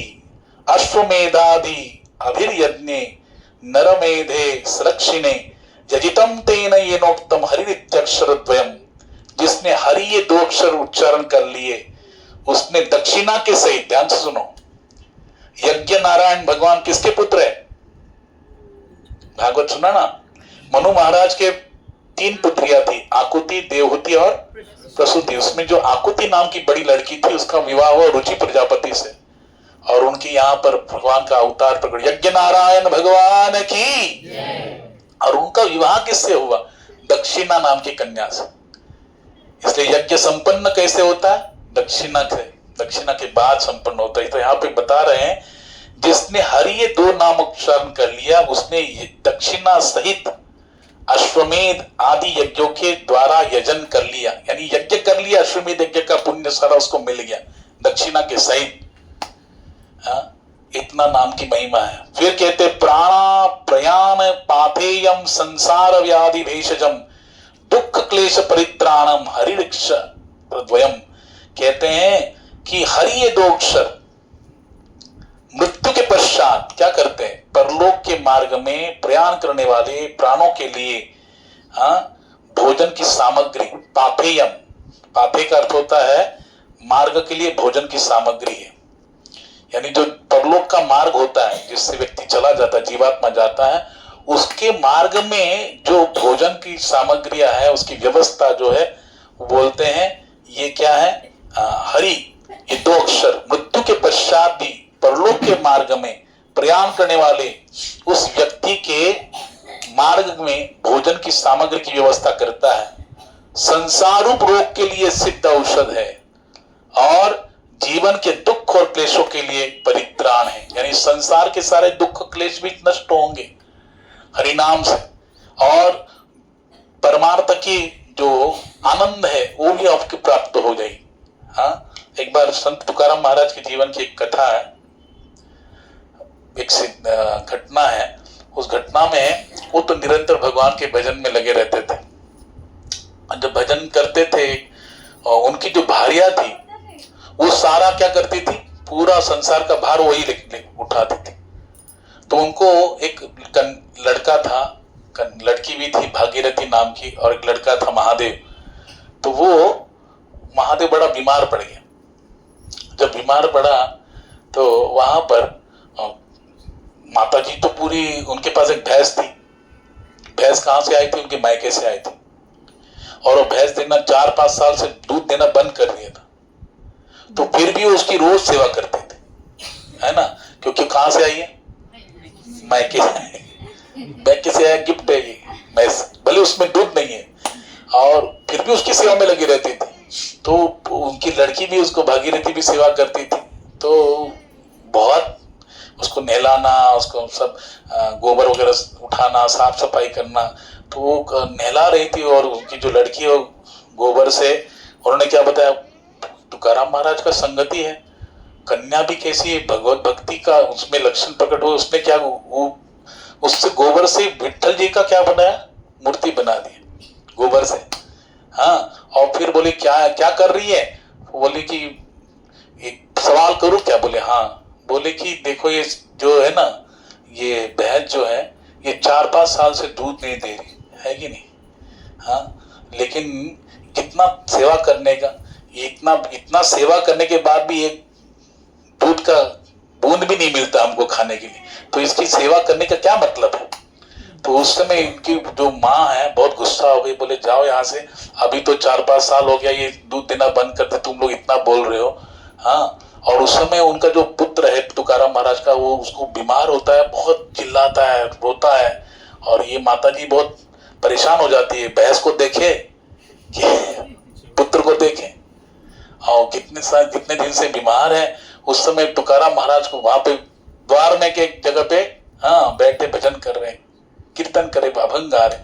उनको उठाया, बोले अरे कुछ देखो, 5-6 दिन हो गया बेटा बीमार है, कुछ दवाई भी करने है कि नहीं?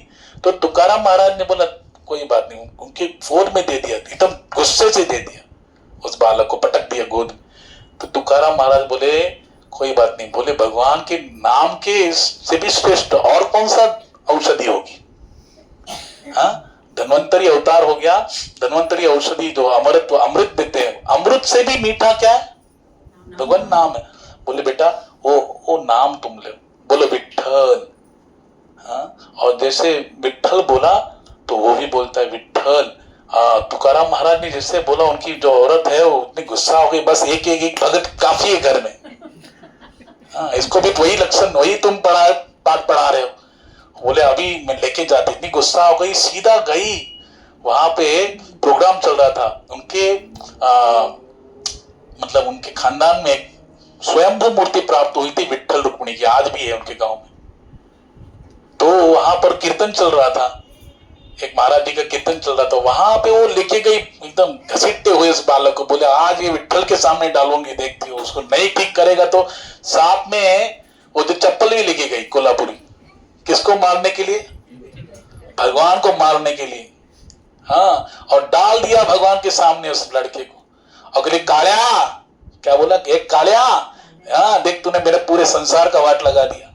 मेरा जो पति है दिन रात तेरे नाम का क्या करता है? भजन करता रहता है, हाँ करता कीर्तन करता रहता है, और मेरा पूरा संसार तूने नष्ट कर दिया। देख ये मेरा बेटा बीमार है, इसको ठीक करता है कि नहीं करता है?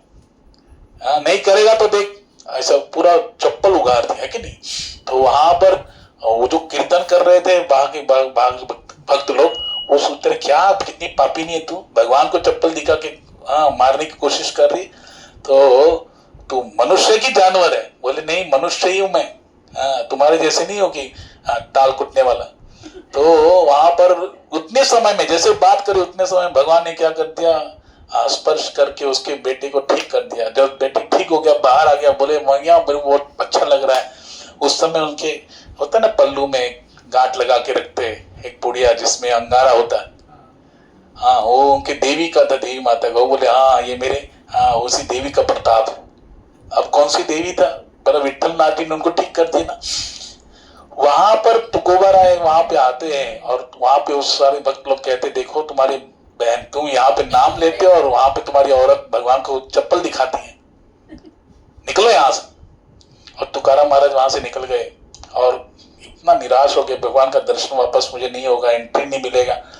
तो पर्वत पे गए, हाँ भामचंद्र नाम का पहाड़ है वहां पर देहू में, वहां पे जाके भगवान का चिंतन किया, ध्यान किया, और 15 दिन में 14-15 दिन में तुकाराम महाराज को भगवत साक्षात्कार हुआ वहां। ये 15 दिन में निरंतर। और तो वहां पे मैं कहने का मतलब क्या, स्टोरी में इसलिए बता रहा हूं, उन्होंने जब उनके गोद में वो बच्चा आया तो उन्होंने क्या बोला? किसका नाम लो? विठ्ठल का नाम लो, क्योंकि भगवान नाम सबसे बड़ी औषधि है। तो ये भगवान का नाम लेने मात्र से केवल ये नहीं भगवत प्राप्ति नहीं, ये भव औषधि भी है। सारे रोगों को नष्ट करने के लिए सबसे बड़ी औषधि क्या है? भगवान का नाम।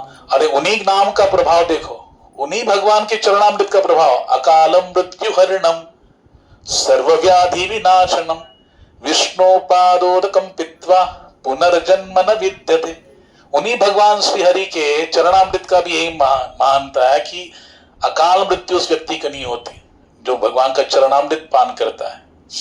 हाँ, सर्व व्याधि विनाशम, सारी व्याधि को नष्ट करने वाली भगवान का चरणामृत है। और विष्णु पादोदकम पित्वा, जो निरंतर नित्य हाँ रोज भगवान का चरणामृत पान करता है, उसका महत्व पुनर्जन्म न विद्यते, उसका फिर से संसार में पुनर्जन्म वो भगवान के धाम को प्राप्त हो जाएगा।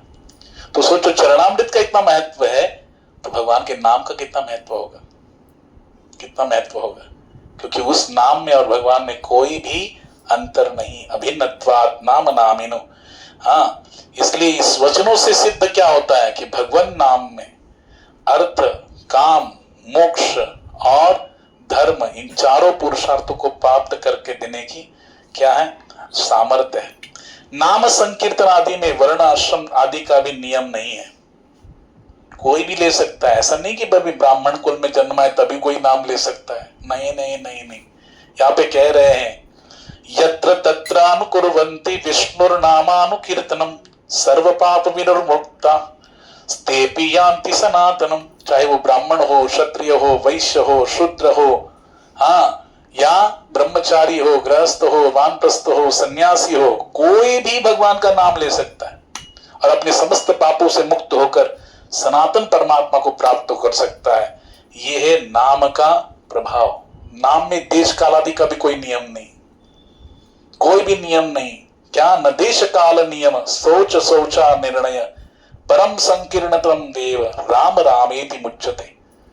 कि एक किसी भी काल का कोई कठोरता, ये नियम नहीं है हाँ, कि यहाँ पर इस समय आप नाम नहीं ले सकते, इस परिस्थिति में नहीं ले सकते, इस स्थान में नहीं ले सकते।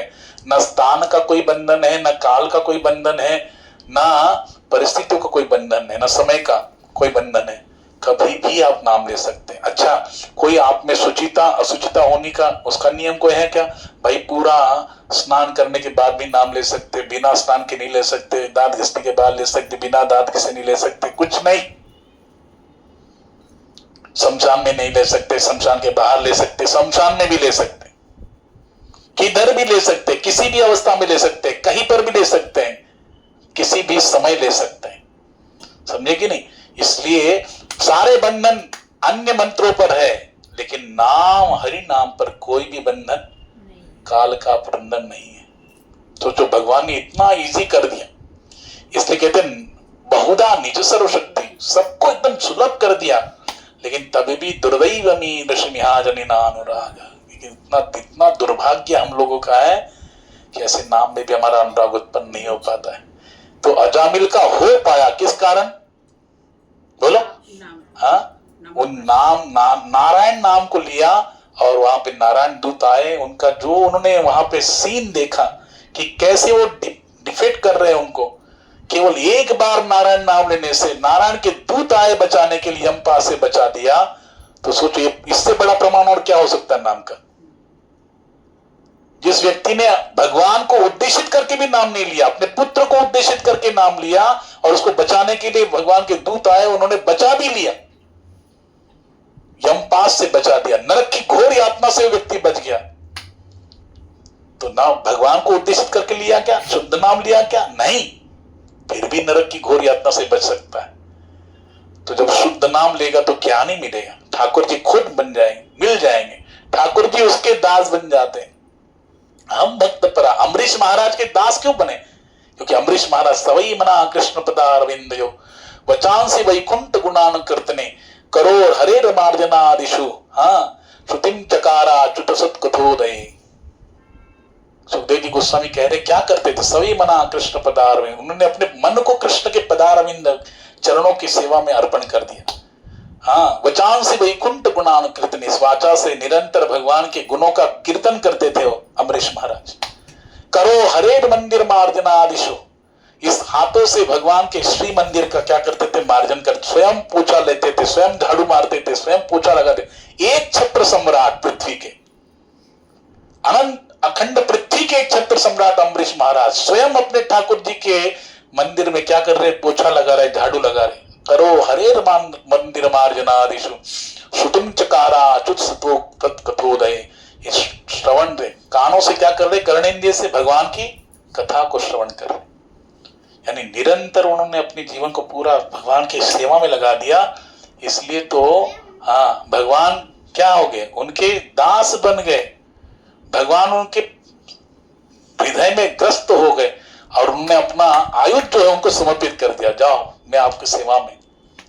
हाँ, इसलिए बहुत सुंदर अभंग है, इसमें कहते घेवनिया चक्र गदा, घेवनिया चक्र गदा, हाची धंदा करीत से, हाची धंदा करीत से, भक्ता राखे पाया पाशी, भक्ता राखे पाया पाशी, दुर्जनासी संहारी, दुर्जनासी संहारी, घेवनिया चक्र गदा, घेवनिया चक्र गदा। भगवान क्या करते हैं? अपने हाथ में शंख चक्र गदा पद में चार आयुध है ना, लेकिन उसमें से गदा और चक्र क्यों धारण करते हैं? घेऊन या चक्रधरदा हाची धंदा करीत असे. एक बिजनेस करते ठाकुर जी. क्या? भक्ता राखे पाया पाशी. अपने भक्तों को अपने चरणों के आश्रय में रखते हैं, निर्भयता प्रदान करते हैं, अभयत्व प्रदान करते हैं, और उनको जो परेशान करने वाले दुर्जन हैं उनका संहार करते हैं. इसलिए भगवान चक्र और गदा धारण करते हैं. क्या बोलते? यदा यदा ही धर्मस्य ग्लानिर्भवति भारत अभ्युत्थानम् अधर्मस्य तदात्मानं सृजाम्यहम्. क्या कार्य करने के लिए आए? परित्राणाय साधूनां विनाशाय च दुष्कृतां धर्म संस्थापनार्थाय संभवामि युगे युगे. तो भगवान ये सब करने के लिए आए हैं, और अपने भक्त के अधीन क्यों होते? केवल एक ही कारण से, उसके हृदय में भगवान के प्रति शुद्ध भक्ति भाव होता है, और उस साधना को किसके द्वारा करता है, किस साधन से वो भक्ति भाव उसका द्विगुणित होता है, प्रगति के स्तर पर जाता है, शुद्धता को प्राप्त होता है, और वो है हरिनाम. हरे कृष्ण कृष्ण कृष्ण हरे हरे, हरे राम राम राम. इसलिए अपने जीवन में जितना हो सके हरिनाम को प्रधान समझकर, प्रधानता देकर, महत्व देकर, फर्स्ट प्रायोरिटी किसको देना है? भगवान के नाम को. हमारे महाराष्ट्र के संत ज्ञानेश्वर महाराज जी कहते सकल मंगल निधि श्री विठ्ठलाचे नाम आदि. सुबह सुबह उठ के पहला क्या करना चाहिए? भगवान का नाम लेना चाहिए. उससे क्या होगा? सारे मंगल हो जाएंगे. भाय को भाय अनक आलसहु नाम जपत मंगल दिसदसहु. गोस्वामी तुलसीदास जी कह रहे हैं, नाम लेने से कि दसों दिशा क्या हो जाती है? मंगल में हो जाती. सारी इच्छाओं की पूर्ति हो जाएगी, जो चाहिए सब मिल जाएगा. केवल क्या लेना है? बोलो, नाम लेना है. नाम. हरे कृष्ण कृष्ण कृष्ण हरे हरे, हरे राम राम राम. जितना लूट सकते हो उतना लूट लो.